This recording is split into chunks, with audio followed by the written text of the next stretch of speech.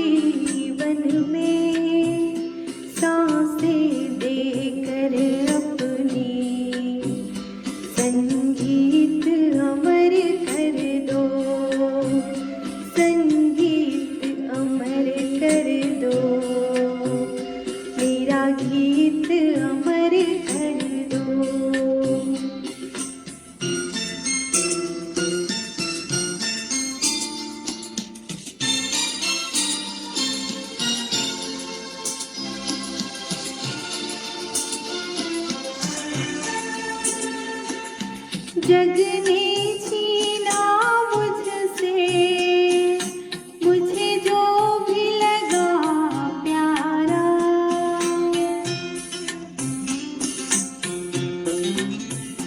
जग ने छीना मुझसे मुझे जो भी लगा प्यारा, सब जीता किए मुझसे